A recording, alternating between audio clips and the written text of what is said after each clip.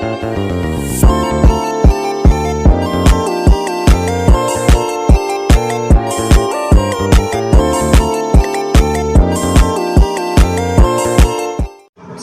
warahmatullahi wabarakatuh. Perkenalkan, nama saya Muhammad Fitra Hazani dari Administrasi Publik. NIM saya 2417105. Di sini saya akan menjelaskan tentang pengawasan. Nah, apa itu pengawasan? Pengawasan adalah suatu proses yang dilakukan untuk memantau, menilai, dan mengendalikan pelaksanaan aktivitas atau kegiatan agar sesuai dengan tujuan, kebijakan, standar, ataupun aturan yang telah ditetapkan. Pengawasan bertujuan untuk memastikan agar sesuatu yang dilakukan berjalan dengan baik, efektif, dan efisien, serta sesuai dengan ketentuan yang ada. Proses ini juga berfungsi untuk mendeteksi, mencegah menyimpang atau pelanggaran. Beberapa aspek pengawasan. Yang pertama itu ada tujuan pengawasan. Tujuan utama pengawasan adalah untuk meningkatkan efektivitas dan efisiensi, menjamin bahwa sumber daya yang digunakan dalam kegiatan atau suatu proses dipergunakan dengan sebaik-baiknya untuk mencapai suatu tujuan yang telah ditetapkan. Mencegah penyimpangan dan kesalahan. Dengan adanya pengawasan, pelaksanaan kegiatan dapat dicegah dari penyimpangan yang bisa merugikan organisasi atau pihak terkait. Menilai kinerja. Pengawasan digunakan untuk mengevaluasi apakah hasil yang dicapai sesuai dengan target atau tidak, menjamin kepatuhan, mengawasi agar semua pihak mematuhi peraturan dan kebijakan yang berlaku, baik dalam konteks organisasi maupun hukum yang berlaku di masyarakat. Jenis-jenis pengawasan. Pengawasan dapat dikelompokkan dalam beberapa kategori berdasarkan siapa yang melakukannya atau aspek yang diawasinya. Yang pertama itu ada pengawasan internal. Pengawasan internal dilakukan oleh pihak dalam organisasi atau institusi itu sendiri seperti manajer, supervisor, atau tim pengawasan internal. Pengawasan ini bertujuan untuk memastikan bahwa aktivitas organisasi berjalan sesuai rencana dan kebijakan yang telah ditetapkan, serta pengawasan terhadap kinerja pegawai, pengelolaan keuangan, implementasi prosedur operasional. B. Pengawasan eksternal. Pengawasan eksternal dilakukan oleh pihak luar yang independen dari organisasi yang bersangkutan. Biasanya pengawasan eksternal lebih bertujuan untuk menilai apakah organisasi mematuhi peraturan yang berlaku atau melalui audit. Contohnya yaitu pengawasan oleh lembaga pemerintah atau auditor eksternal. Yang C, pengawasan administratif. Pengawasan administratif berfokus pada pengendalian terhadap proses administratif yang ada dalam suatu organisasi atau sistem pemerintah. Pengawasan jenis ini biasanya melibatkan pemeriksaan dokumen, prosedur, dan kebijakan untuk memastikan bahwa semuanya berjalan sesuai dengan aturan yang telah ditetapkan. Yang D, pengawasan teknikal. Pengawasan teknikal lebih berfokus pada aspek teknis atau operasional seperti kualitas produksi, penggunaan atau alat dan bahan, serta pemenuhan, serta teknis tertentu. Misalnya itu pengawasan terhadap proses produksi dalam industri manufaktur atau pengawasan terhadap pemeliharaan mesin. Ini ada proses pengawasan. Proses pengawasan biasanya melalui beberapa tahap sebagai berikut. Yang pertama itu ada perencanaan. Pada tahap ini tujuan dan indikator pengawasan ditetapkan termasuk menentukan aspek apa yang akan diawasi, bagaimana cara pengawasan dilakukan, dan siapa yang bertanggung jawab untuk melaksanakan pengawasan. Yang kedua itu ada pelaksanaan. Setelah perencanaan, pengawasan mulai dilakukan secara langsung. Ini melibatkan pengumpulan data, observasi, dan pemantauan aktivitas yang sedang berlangsung untuk memastikan bahwa kegiatan sesuai dengan rencana dan kebijakan yang ada. Yang ketiga, evaluasi dan analisis. Setelah data terkumpul, evaluasi dilakukan untuk menganalisis apakah pelaksanaan kegiatan atau kebijakan sudah sesuai dengan tujuan yang telah ditetapkan. Pada tahap ini, pengawasan menilai apakah ada penyimpangan atau perbaikan yang perlu dilakukan. Yang keempat, Atau yang kedua, tindakan lanjut. Jika ditemukan penyimpangan atau masalah, pengawasan akan mengaruh pada tindakan perbaikan atau koreksi. Ini bisa melibatkan pemberian sanksi, perubahan prosedur, atau penyesuaian kebijakan untuk memastikan agar kejadian serupa tidak terulang di masa depan.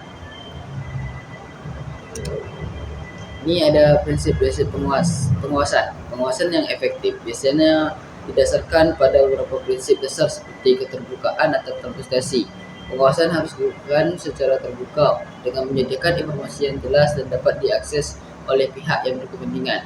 Kedua tu ada keadilan tu. Keadilan pengawasan harus dilakukan secara adil tanpa dimikronisasikan terhadap individu atau kelompok. Yang ketiga tu ada kepatuhan terhadap regulasi.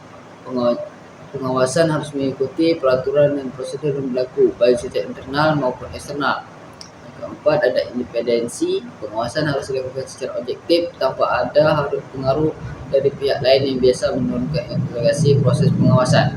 Yang kelima tu ada partisipasi. Pihak-pihak yang diawasi harus diberikan kesempatan untuk berpartisipasi dalam proses pengawasan baik melalui pemberian masukan atau laporan.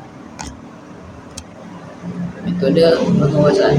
Beberapa metode yang bisa digunakan dalam pengawasan iaitu observasi langsung, mengamati secara langsung kegiatan yang sedang dilakukan, pemeriksaan dokumen, analisa dan mengevaluasi dokumen-dokumen yang terkait dengan kegiatan yang diawasi. Itu ada wawancara tu, melakukan wawancara dengan individu atau kelompok yang terlibat dalam kegiatan untuk mendapatkan informasi lebih lanjut. Audit, proses sistematis yang dilakukan untuk memeriksa secara mendalam kondisi kewangan operasional atau kepatuhan terhadap kebijakan dan prosedur. Survei dan kuesioner, menggunakan alat ukur untuk mengumpulkan data dari yang terlibat atau yang dipengaruhi kegiatan yang diawasi. Apa fungsi pengawasan dalam organisasi atau pemerintah? Maksudnya itu dalam konteks organisasi atau pemerintah, pengawasan memiliki beberapa fungsi yang sangat penting. Antara lain itu meningkatkan akuntabilitas, mencegah penyalahgunaan kekuasaan, meningkatkan kepercayaan publik, memperbaiki proses dan kebijakan. Meningkatkan akuntabilitas itu pengawasan membuat pihak yang berwenang lebih bertanggungjawab atas tugas dan keputusan yang mereka ambil. Yang kedua itu mencegah penyalahgunaan kekuasaan. Artinya itu pengawasan berfungsi sebagai alat untuk mencegah tindakan korupsi atau penyalahgunaan kekuasaan dalam organisasi atau pemerintah.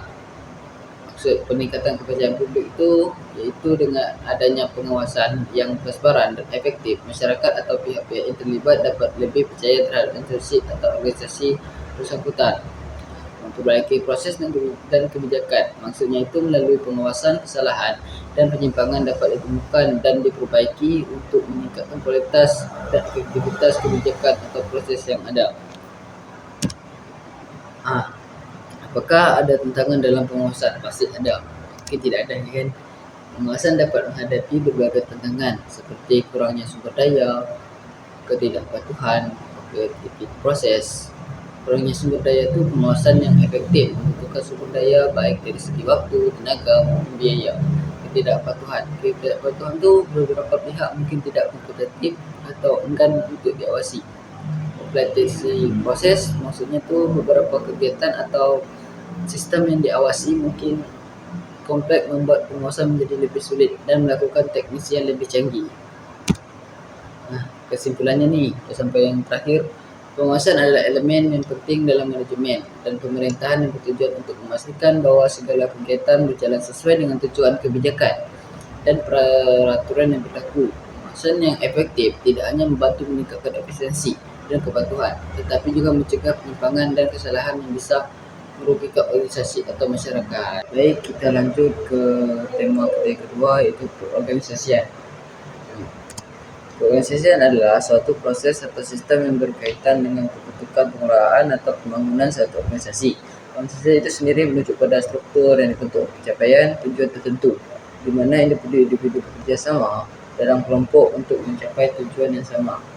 Perorganisasian dapat mencakup berbagai aspek termasuk perencanaan, pelaksanaan dan evaluasi dan kegiatan dalam suatu organisasi. Berikut adalah rincian tentang perorganisasian dalam konteks manajerial dan sosial. Yang pertama tu ada proses pembentukan organisasi. Proses ini mencakup perencanaan untuk membangun struktur organisasi, iaitu menentukan tujuan organisasi, menentukan peran dan tanggungjawab, serta merancang sistem komunikasi dan pengambilan keputusan. Yang kedua tu ada struktur organisasi. Struktur organisasi adalah cara di mana tugas-tugas dibagi dan dikelola dalam sebuah organisasi. Struktur ini dapat berupa struktur hierarkis atau dalam sebuah organisasi. Struktur ini dapat berupa hierarkis tingkat manajemen yang berbeza.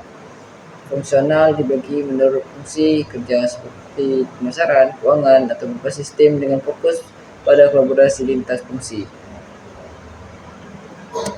Yang ketiga ada pembagian tugas dan tanggungjawab dalam perorganisasian. Penting nih untuk membagi tugas dan tanggungjawab secara jelas di antara anggota organisasi agar setiap orang tahu perannya.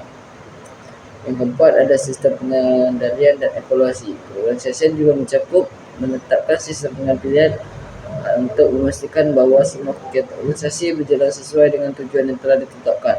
Pengendalian ini bisa berupa monitoring kerja, penilaian terhadap pencapaian target serta penyesuaian strategi yang diperlukan. Yang kelima ada kultur dan dinamika organisasi. Perorganisasian tidak hanya terbatas pada struktur formal, tetapi juga pada budaya dan hubungan antar individu dalam organisasi. Nilai norma dan interaksi sosial yang berkembang dalam organisasi membentuk dinamika yang mempengaruhi efisiensi dan efektivitas kerja. Yang keenam tu ada pengelolaan sumber daya manusia atau SDM. Aspek lain dari organisasi adalah pengelolaan sumber daya manusia yang mencakup rekrutmen, pelatihan, pengembangan serta pemberian insentif atau pengharapan kepada anggota organisasi. Yang ketujuh ada pengambilan keputusan. Organisasian juga melibatkan pengambilan keputusan yang efektif untuk memandu arah organisasi. Pengambilan keputusan ini bisa bersifat strategis, taktis atau operasional dan dilakukan oleh berbagai level dalam organisasi. Nah, ini kesimpulannya. Kesimpulannya yaitu perorganisasian adalah serangkaian proses yang terorganisasi untuk membangun, mengelola dan mengembangkan suatu organisasi dengan tujuan utama mencapai tujuan yang telah ditetapkan secara efisien dan efektif. Terima kasih atas perhatiannya. Maaf apabila salah dalam menjelaskan. Saya akhiri dengan Assalamualaikum warahmatullahi wabarakatuh.